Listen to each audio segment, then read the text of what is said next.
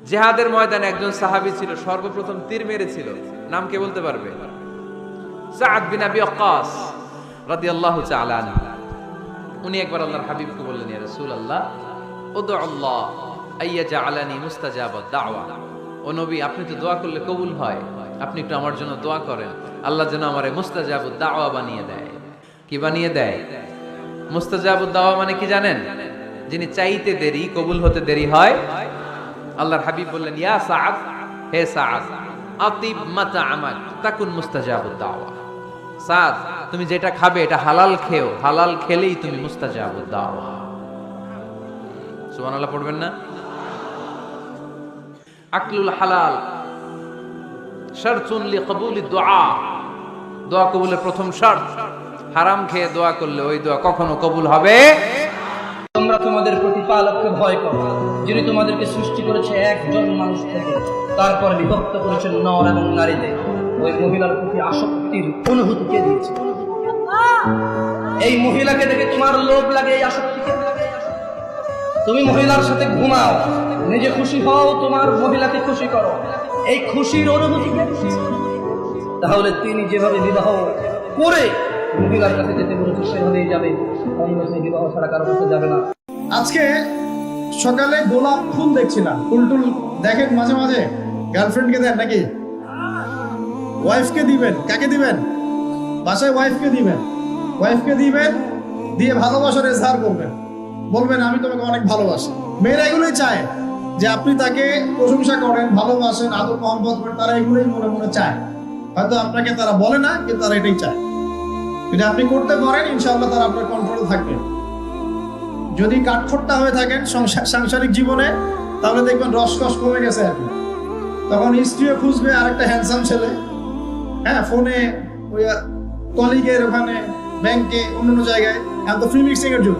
বাসায় স্বামী থাকবে, বাইরে একটা ছেলে প্রেম হবে। আবার দেখা যাবে আপনারও মন উঠে যাচ্ছে, আপনার কাছে আপনার নিজের স্ত্রীকে ভালো লাগছে না, অন্য মেয়েকে ভালো লাগছে না। সাংসারিক জীবনটাকে মধুর রাখার জন্য নবী সাল্লাল্লাহু আলাইহি ওয়াসাল্লামের সুন্নাতগুলো পালন করতে হয়। কেউ যদি একটা কোনো কিছু খুঁজে না পায়, ধরেন আপনি একটা আপনার চশমা, সানগ্লাস, ওয়াচ, ঘড়ি কিংবা তসবি আপনি রেখেছেন কোথাও ওয়ার্ড্রোবের মধ্যে কিংবা আপনার ড্রয়ারের মধ্যে কোথাও রেখেছেন, খুঁজে পাচ্ছেন না, বালিশের নিচে রাখা, আপনি পেরেশান হয়ে খুঁজছেন, তাড়াহুড়া করে বের হবেন। যখন এরকম খুঁজতেছেন, খুঁজে পাচ্ছেন না, আমার রহমাতুল্লিল আলামিন রাসূল আরবি বলেন যে যখন বান্দা এরকম কিছু খুঁজে না পায়, যখন টেনশনে থাকে, আল্লাহ সেই টেনশনের কারণে তার সগীরা গুনাহগুলি মাফ করতে থাকে। আর উচ্চ আওয়াজে সুবহানাল্লাহ।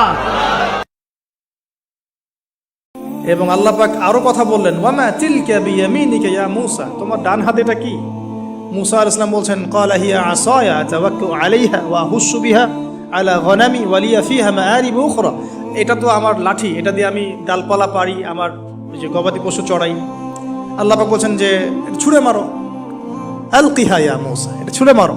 ফালকাহা, তিনি ছুঁড়ে মারলেন, ফাইদা হিয়া হাইয়াতুন তাসা, এবং এটা ছোটাছুটি শুরু করলো, বড় একটা সাপ হয়ে গেল। সুবহানাল্লাহ। এগুলো কোনো গাল গল্প নয়, এগুলো আল্লাহ রাব্বুল আলামিনের মুআজিজা, মুআজিজাতুল কুবরা, এটা বড় মুআজিজা। তিনি পিছনের দিকে দৌড়ানো শুরু করলেন সাপ দেখে, খাইফা ইয়াতারাক্কাব, মানে ভয়ে দৌড়ানো শুরু করলেন। আল্লাহ পাক বলছেন, লা ইয়াখাফু লাদাইনাল মুরসালিন, আমার কাছে রাসূলগণ ভয় পায় না, তুমি ভয় পেও না, তুমি ওটাকে ধরো পিছন থেকে, সেটা আবার লাঠি হয়ে যাবে। পিছন থেকে হাত দেয়া হলো, লাঠি হয়ে গেল। সুবহানাল্লাহ। এক লোক কাবার চারপাশে শুধু দোয়া করে, ইয়া রব, ইয়া রব, ও আমার রব, তুমি আমারে মাফ করে দাও, তুমি আমারে মাফ করে দাও। এই সাহাবীর কান্নাকাটি দেখে, এই লোকের কান্নাকাটি দেখে অন্য সাহাবারা বলল, আজকের সব সওয়াব এই লোকে নিয়ে যাবে, সব সওয়াব তো আজকে উনার। এর দোয়া কবুল।